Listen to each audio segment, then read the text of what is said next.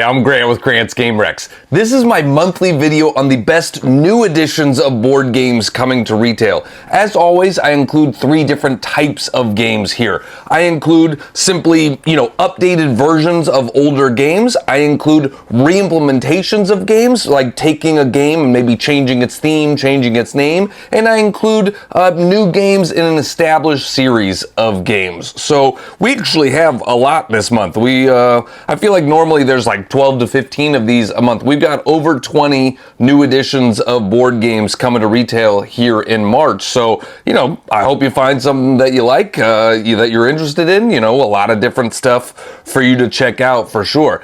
If you are going to be anywhere near Chicago, April 11th through 13th, I will be a guest at C2E2. It is a big pop culture convention. Think cosplay, think comic books, think board games, all different types of, nerd stuff there. And I'm going to be running a couple of events on the afternoon, Saturday, April 12th. So I'm doing a big group version of Green Team Wins. I'm doing a big version of I'm Kind of a Big Dill. I'm doing a stand-up show. So I'll put links to those events in the description of this video, but I'd love to see you at C2E2. They're doing this cool new thing called the Tavern, where it's a chance for people to just hang out and play games and have a drink and, just a more casual space there at C2E2. So I'm doing events in that space. So I'd love to see you there. But for now, let's get into the best new editions of board games coming to retail here in March.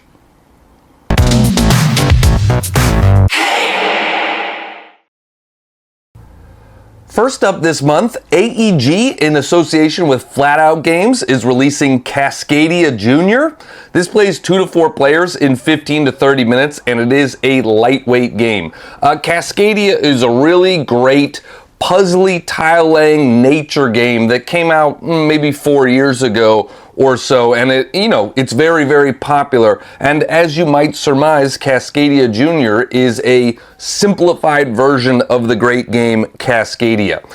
In this version of the game, you are not taking tiles single by themselves. Instead, there are double tiles, and they have the animal tokens printed on them.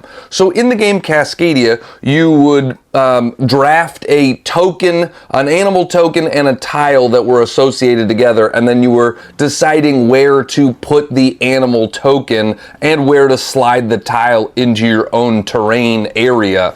In this game, you're not making that extra decision of where to slot the animal token. It is coming with an animal token printed on it, and you're trying to make areas, groups of the same types of animals and the same types of terrain tiles. And so, just takes a couple of the decisions out of the game to make it appropriate for kids. They do note it plays ages 6 and up. So if you want a cool sort of puzzly tile laying game that works for younger kids, then Cascadia Junior might be a good one for you. And it maintains a lot of the, really pretty nature look of the game. It still looks really great on the table, nice colors and pretty nature theme. So yeah, that's Cascadia Junior. Asmati Games is releasing Innovation Ultimate. This is a re-implementation of the game Innovation, plays 2 to 5 players in 30 to 60 minutes, and it is a medium weight game. This actually includes this box. It's like kind of the ultimate box set. That's why it's called Innovation Ultimate. It is Innovation and all 5 of its expansions in the same box, and it also includes a brand new expansion called The Unseen. And there's a lot of updates that have been made to this edition. Age 11 has been added, representing the recent past and potential near future at the time of release. Lots of language and mechanics have been streamlined, and in particular, the expansions have all been heavily reworked to be more accessible and easy to include while playing. Innovation is a card game where you are building up a civilization. You're doing it by playing cards of similar types, gaining cards from the center. There are different decks of cards out there, and so you're playing through different ages and building up your civilization through cards. But, you know, it is a medium weight game, so it's not like there's a lot of interesting card play going on in the game. There is, and you're taking it from the Stone Age to the modern era. So yeah, if you want to play through history, if you want to build up your civilization over many centuries, then check out Innovation. And there's a lot of content in this ultimate version of it, with all the expansions and even a new one added in. Asmodee, in association with Z-Man Games, is releasing Arkham Horror Love Letter, or Lovecraft Letter, I should say. This is a reimplementation of Love Letter and also a reimplementation of Lovecraft Letter, so sort of multiple versions of the game. If you've never played Love Letter, it is one of the best pocket games of all time. It would be a top 5 pocket game for me. It is really small, just in a little baggie. You can throw it into a purse, into a pocket anytime you want, but it's really fun gameplay where you have 2 cards in your hand, you're playing one of them, and you're using the special ability of that card. You are, and you want to either be the last one alive during the round or have the highest number card by the end of the round, and you play a bunch of rounds to see who wins. Well, that was Love Letter, and then Lovecraft Letter added a sort of Lovecraft horror Cthulhu theme on top of the game. Well, this is Arkham Horror Lovecraft Letter. Plays 2 to 6 players, 15 to 20 minutes, and it is a lightweight game. I have had a chance to play this one, and it is a really fun variant on Lovecraft. It maintains the similar thing where you are trying to either be the only one alive at the end of the round or have the highest number card by the end of the round. The thing that it does differently here is it adds the Cthulhu stuff, meaning the different cards. There are various cards in the game that have sort of a sane power and an insane power, and the insane power is very powerful, but it increases your insanity. And so every time when you play an insane card, every time the game gets back to you, the turn gets back to you, you have to do a push your luck thing to try to stay in the round. You have to flip over cards from the deck based on the number of insane cards you have in front of you, and if you hit another insanity card, you've gone too insane, you're out of the round. So if I want to play a second insane card in front of me and have a really powerful special ability, well, the next time it gets around to me, I gotta flip over 2 cards and hope that I survive. And so it is a very fun push your luck mechanism. It adds some excitement to the game for sure, where you're like, oh, let's flip it over and see. And so, you know, if you like push your luck, and if you like Love Letter, this kind of combines the two really well. And you know, it is fun to try the different, you know, powers and abilities. There's various like different powers and abilities in this game. The sane powers and abilities are largely the same as regular Love Letter, but all the insane powers are way different and fun to explore. So that's Arkham Horror Lovecraft Letter. Capstone Games is releasing a new version of the game Butterfly Garden. This plays 2 to 4 players in 30 minutes, and it is a lightweight game. This is a tile-laying, path-building game, sort of like Tsuro. If you've ever played Tsuro, this game would feel familiar, where you are adding tiles to a shared board and creating these paths. But you're not just sort of creating a path to create a path. You are moving butterflies. There are butterflies that start out on the board, and you are trying to move the butterflies to your garden section. You have different parts of the board that have your color icon on it, and if you can get a butterfly to your color icon, you're going to score points at the end of the game. So it's building paths to try to move butterflies to yourself. But if 2 butterflies should ever meet on the same path, if you make them go together, then boom, they're both off the board. Nobody scores for those. So yeah, fun, light tile laying game, you know, it's pretty with the little butterflies out there. You know, it's an easy one to teach, plays ages 8 and up, family weight game for sure. So if you like tile laying, or if you like, you know, sort of light root building, path building, then Butterfly Garden might be for you. CMYK is releasing their Magenta line. This is mostly available like through their website, so if you want to check it out, you can. It is available now. It should be coming out more widely at some point, but right now it is available through the CMYK website.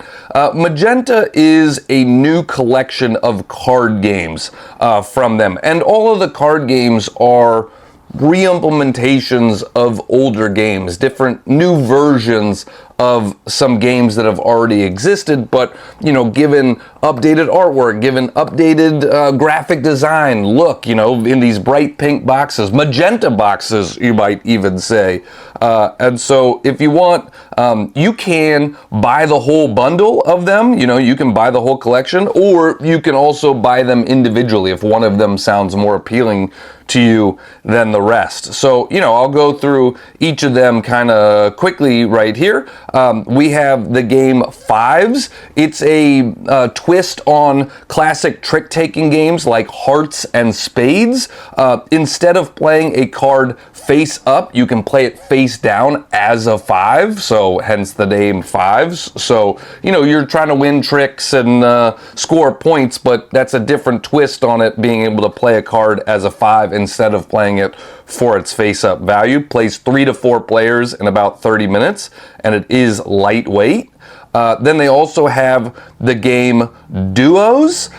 This plays 4 or 6 players in 30 minutes, and it is a lightweight card game. This is a team-based game, which is why it plays 4 or 6. You need to work together to create unique hands of cards. You might need a flush one round, or all odd numbers the next round, so the goal of the round is always changing. But the reason it's played in teams is your teammate can slip you cards throughout the round to help you achieve your goals.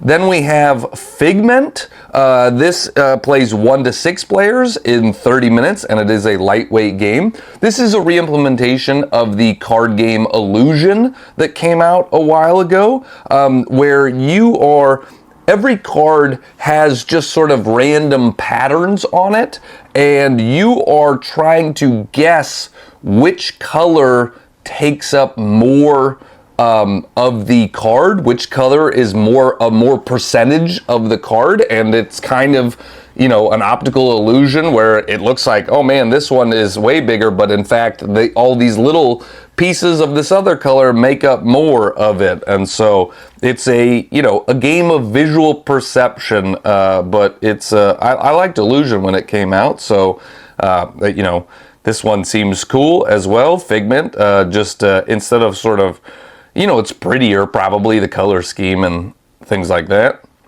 And then last up, we have Fruit Fight, part of the Magenta line, plays 2 to 5 players in about 15 minutes. And Fruit Fight is, you know, it came out a number of years ago, and this is the new version of it.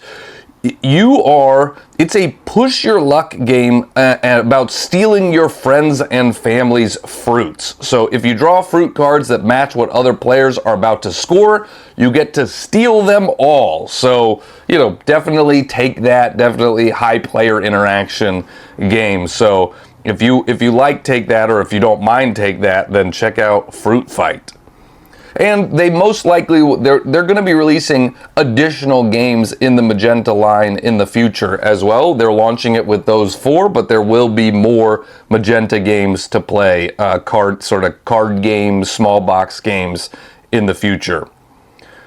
Cryptozoic is releasing DC deck building game Party Starter Edition. So the DC deck building game first came out in 2012, and it's a classic, you know, deck building game where you are, you know, getting cards from a market, adding them to the deck, making your decks stronger, and fighting bad guys set in the DC Comics universe. You're playing as heroes that you know from comic books and TV shows and movies.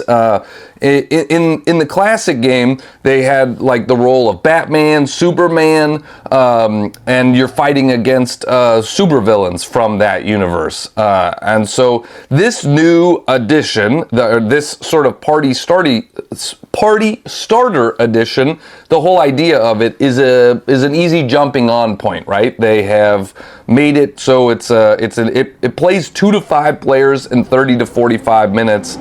And it is, you know, sort of maybe on the lower end of that medium weight category. But you get to play in this version. There's Batman, Superman, Wonder Woman, Aquaman, The Flash, Green Lantern, or Cyborg. Each of those heroes has a unique special ability that opens up different strategies. There is, multiple villains to play through. So if you like DC, the DC universe, if you like the DC superheroes, then this is a way to jump into the DC deck building game. It's meant to be a starter edition of it. So there you go. Flat River Games, in association with FunForge, is releasing multiple versions of the game Monumental Duel. Monumental Duel is a re-implementation of a game called Monumental. Monumental was a big box game with miniatures, sort of a dudes on a map feel of the game. It was a big Kickstarter once upon a time. Monumental Duel is the card game version of Monumental. You know, even in Monumental, there was a lot of card combos, card plays. This distills the game down to that. Gets rid of all the miniatures, gets rid of the dudes on a map feel. So each of these versions of Monumental Duel is a 2-player only game that is a medium weight game and plays in 45 to 60 minutes. First, I'll talk about Monumental Duel Exploration.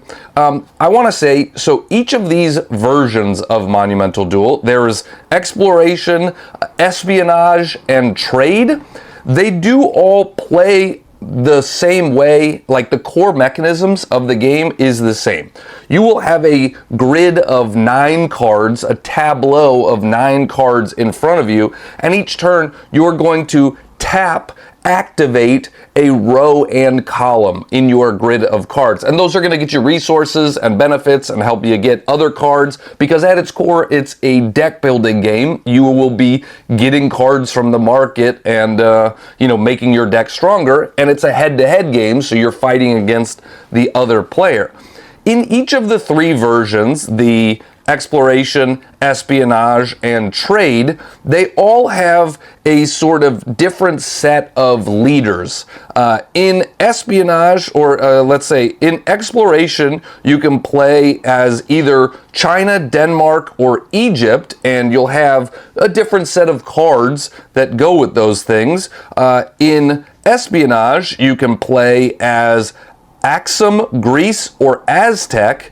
And in Trade, you can play as Japan, Mali, or Mexico. You're playing as the cultures from those different games and creating the civilizations. Now, you can mix and match those things between the box sets if you want to.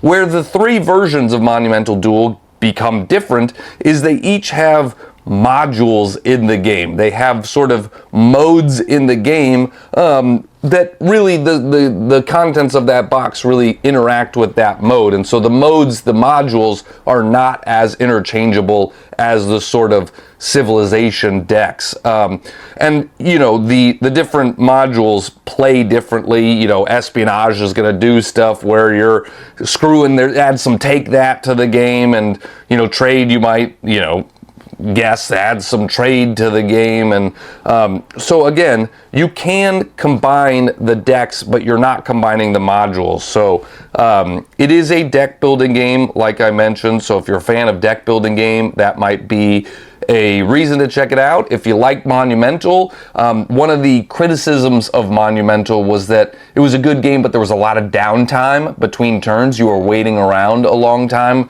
between your turns, and these versions address that. They have added some new mechanisms where you are doing things simultaneously, so you're not constantly waiting for the other player, and it cuts down on the downtime, which is a good idea. It's like you listened to criticism and made the game better. Good job.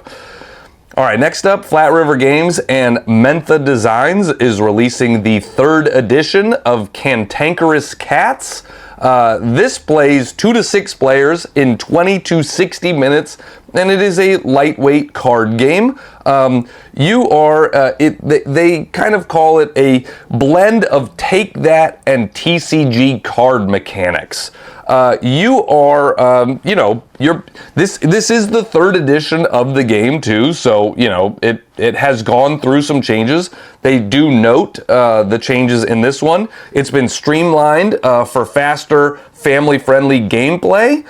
It has graphic design and rule enhancements that keep the game fresh for the modern era. All illustrations have been rescanned to archival standards for more detailed paintings, and it includes the previously unreleased expansion Cantankerous Cats and the Kitchen Catastrophe. So it is, it's a game where you're playing as a cat living in a house, and you are trying to gain affection from the human that you live with in the house, but you're also trying to cause as much mischief as you can without causing too much mischief and getting kicked out and becoming a feral cat. So you want to get to 9 mischief points first, but if you cause too much mischief, you're out of here. So it's a fun light card game with some silly cat art and theme. So if you like cats, that might be a reason to check out Cantankerous Cats. Flat River Games, in association with Slugfest Games, is releasing the Red Dragon Inn Adventure is Nigh.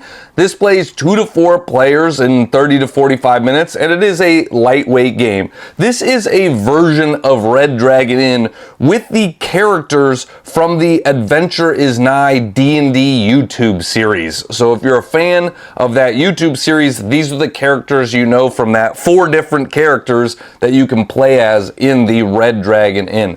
If you don't know the Red Dragon Inn, it is a fun game, especially the theme. You are an adventure party sort of after the adventure. You've already slayed the dragon and now you're just hanging out in a pub and you are trying to, gamble and drink and not be the first one to pass out, be the last one to have money and still be awake. And so I've always loved the theme of the Red Dragon Inn. And there's a lot of different versions, and each character has an asymmetric deck, an asymmetric play style that you play with. You're all playing the same game, so it's not like full asymmetry, but you have, you play a little, each character plays a little bit differently, and you're drinking drinks, raising your constitution, gambling with everybody. It's a lot of fun, and these are new characters.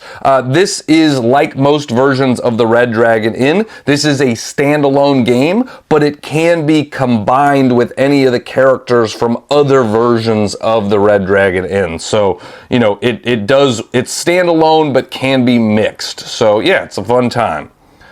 Hachette is releasing a new version of Tantrix. This is called Tantrix Strategy. This plays 1 to 6 players in about 30 minutes, and it is a lightweight tile laying game. This is a very abstract game. You are putting tiles down and building routes of various colors out on the board. And there are multiple modes to the game. You can play it solo, you can play it competitive, there's a cooperative version of the game, and so there's, different ways to play if you're looking for different things. The component quality is cool too. These tiles all look cool, and they clink together and stuff. So Yeah, like in the, the competitive mode, everyone focuses on their own color and tries to achieve a continuous long line longer than the others while countering the strategy of their opponents. Solo mode, there's various different puzzles you're trying to accomplish and things you're trying to do. So yeah, if you like tile laying or if you like little abstract games, then check out Tantrix Strategy. Next up, Cosmos is releasing Exit the Game Family 2 Escape Adventures. This plays 1 to 4 players in 45 to 75 minutes, and it is a lighter weight game. This is a exit game, classic exit game where you're trying to solve a mystery, try to solve riddles and puzzles along a storyline, and you're doing different things to the components in the game.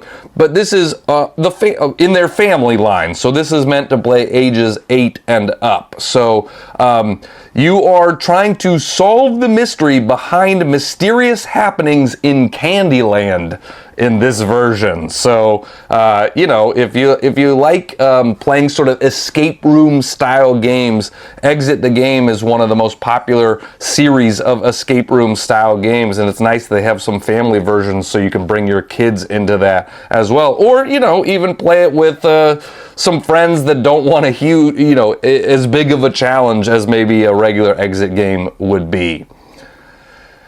Looney Labs is releasing Word Fluxx. This plays 1 to 6 players in 10 to 30 minutes, and it is a lightweight card game. There are a lot of versions of Fluxx. The thing that they have in common is each of them changes the rules of the game while you're playing the game. The cards that go out on the table will have various different rules, so it's going to change the rules of the game, and so you never quite know how the game is going to end. There are games I've played of Fluxx that play in 5 minutes, and there's games that play in 40 minutes because of the way the cards come out and the rules change. There are a bunch of versions of Fluxx because each of them has a different theme, and the cards and the mechanisms of the game do tie in well to that theme. They do a good job of making this feel like this version of Fluxx.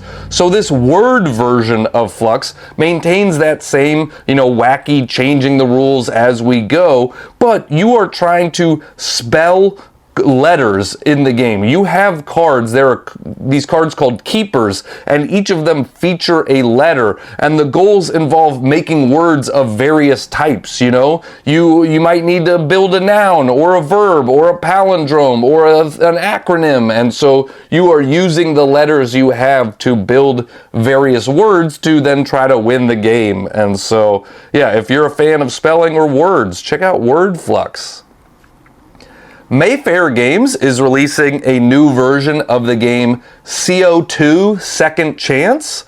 There was a game called CO2. Second Chance was a re-implementation of that game, CO2, and then this version that's coming out from Mayfair right now in 2025 is an updated version of the Second Chance version of CO2. It plays 1 to 4 players in 60 to 120 minutes, and it is a heavyweight game. This is our first heavyweight game of the month. It is from designer Vital Lacerda, and he's very well known for his heavy games. Thematically, this one, you are working together to create green energy sources to reduce the global carbon footprint. There is a competitive mode in the game too, but the cooperative version is sort of the main version, the version that I hear people talk about most. And as with any heavyweight game, there's a lot going on. There's worker placement, there's tableau building, there's a lot of mechanisms in there. Any heavyweight game usually has a mix of various different mechanisms, and this is no different. But if you like the theme of building up green energy sources and trying to reduce our carbon emissions and carbon footprint, then you might like this for that reason. This new version of the game, what's different about it than the 2018 version of Second Chance? This new edition of the game has a larger box in the same format as the other Lacerda games, so it's easier to store on your shelf. It has a new, more spacious tray and an updated rulebook that includes game variants to change the game's difficulty. So if you want to increase or decrease the difficulty as you're playing, there are some variants in the rulebook in order to do that. So that's cool. Synapsis Games is releasing Pyramido Forgotten Treasures. This plays 1 to 4 players in 45 minutes, and it is a lightweight game. They released a game called Pyramido a couple of years ago that I really liked a lot.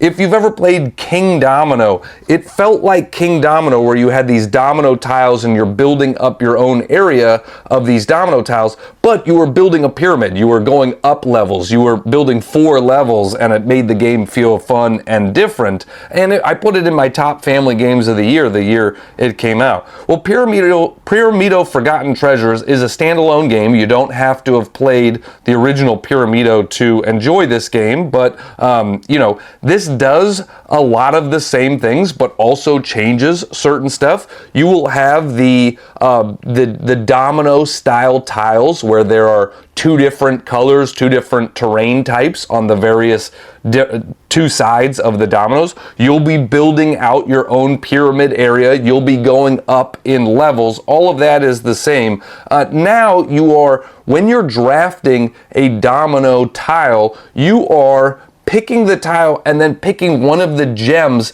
that is associated with it. Think about like Cascadia a little bit, where a tile and a token are associated together. There are gems associated with each tile, and so when you take a tile, you take a gem, and then you're going to be using the gems to score for different regions. You need a gem. If you've created a big area of red tiles, well, you need gems on it to score, and some of it will score 1 times. If you have extra gems, you can score 2 times the amount of points for that area. And so, it just is a fun, different way, still building up a pyramid, but changes up the scoring a little bit. I think actually probably makes it a little more straightforward, the scoring in this version. It seems like. I haven't played it, but that's what I would guess. So yeah, if you want a family weight tile laying game, Pyramido Forgotten Treasures is a fun one. Tabletop Tycoon is releasing Everdell Duo. This comes out March 31st, so if you don't see it in your friendly local game store, it comes out right at the end of the month. It plays 1 to 2 players in 30 minutes to maybe 45 minutes, and it is a medium weight game. I have played Everdell Duo multiple times, and I really like it. And, there's obviously a very big trend in the board game hobby right now of releasing these dual versions of popular games. And some of the dual versions, I think, replace the original game for me. Like, for instance, Splendor Duel is just so much better than regular Splendor. I don't think I'm ever going to play Splendor again. I just love the dual version so much.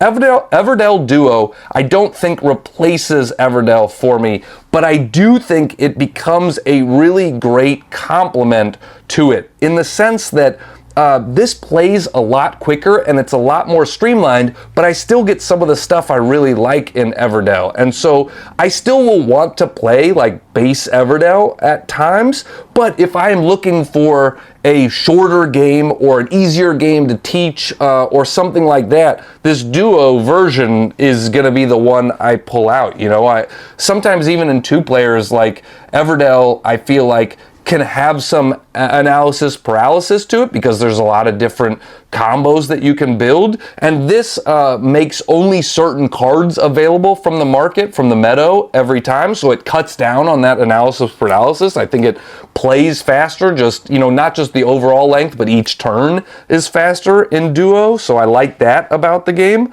And you still get the sort of different card types that are working together. You still get the fun resources that you can use. It has a lot of the same stuff as Everdell. It just, it moves quicker for sure.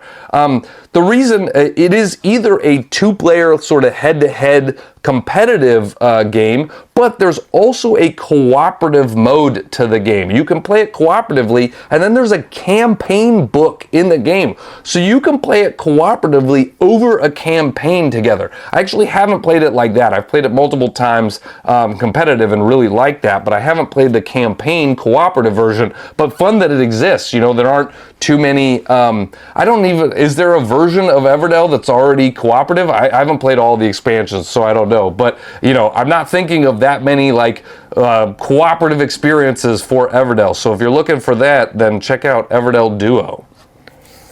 The Op is releasing a couple of versions of Marvel X-Men Dice Throne in association with Roxley Games.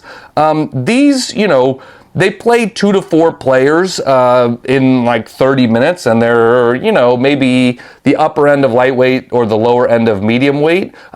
Where they say 2 to 4 players, I definitely prefer Dice Throne as a head-to-head experience. To me, it is mostly a 2-player game. But this is adding new characters. If you know anything about the Dice Throne series of games, they are asymmetric characters. They all play differently. They have different special abilities, different powers, but the mechanics of the game stay the same in that you are rolling dice, Yahtzee style, assigning them to various parts of your board to activate attacks and defenses. You are getting new cards that give you special abilities along the way. And so these 2 different boxes are new characters you can play in Dice Throne. Box number 1 has Iceman, Psylocke, Storm, and Wolverine. And box number 2 has Cyclops, Gambit, Rogue, and Jean Grey. I grew up on the X-Men. I love the X-Men, so I've been really enjoying playing this. I've been playing through multiple characters in these games and loving them probably the most, you know. This is probably my favorite version of Dice Throne just because of the connection I feel to the X-Men characters, you know, growing up on the cartoons and the action figures and you know, they were just a big part of my life when I was a kid, probably more so than any other superhero. And so, you know, they do a good job of when you're playing a character, making it feel connected to that character. The mechanisms of the game make you feel like, oh yeah, Rogue would do that. You know, I can fly up, I can steal some power, I can do, you know, I can do different things. And Cyclops has some leader abilities because he was always the leader in the field. And, you know, it just is, if you like the characters, then you're going to extra like the X-Men Dice Throne version. So yeah, a lot of characters too. And you know, you can combine characters from the various boxes here. You know, you can play a character from box number 1 against a character from box number 2, but you don't have to. You can just buy a single box if you just really respond to those characters more. The Op is also releasing The Office Paper Paranoia. This plays 4 to 8 players in 30 to 45 minutes, and it is a lightweight game. This re-implements the game The Thing Infection at Outpost 31. So this is a social deduction game set in the world of The Office. So if you're a fan of the TV show The Office or the characters from The Office, you are playing in the Dunder Mifflin Scranton branch, and you're playing as characters that you know. But it is a hidden identity game, and players are going to perform any and all tasks thrown at you by the various members of the office to help them succeed in winning back Scranton for Dunder Mifflin. But be on the lookout because Osprey Paper has bribed certain members of your class to sabotage your team's hard work. So you're trying to figure out who's sabotaging you, who's not on your team, who is the traitor out there. So if you're a fan of social deduction, of hidden role games, this is one. I just got back from Token Con in Oklahoma City. I was out there and I didn't get a chance to play Office Paranoia, but I heard multiple people talking about it at the convention. You know, people were like, oh man, it's so fun, I want to find a way to play again today. Are you in? You know, it is a game where I imagine with some of these hidden role games, like having a higher player count is better. Like they were trying to find an 8-player game of that because that's where the game is going to shine the brightest. So if you like hidden role games, or if you have a big group, then check out The Office Paper Paranoia. Trick or Treat Studios is releasing Treasure of the Dwarves. This plays 3 to 8 players in 45 to 60 minutes, and it is a lighter weight game, but on the upper end of lighter weight. This re-implements the game Dreadful Circus, and I actually thought Dreadful Circus was a very underrated game. I thought it was a fun game that didn't really get much attention. If you like bidding games, auction games, then you might like Treasure of the Dwarves. In the game, you put your treasures up for sale, then you evaluate secret bids from other players. But the trick of the game is, people can be telling you like, oh, you should do business with me, we should trade together, you should pick me.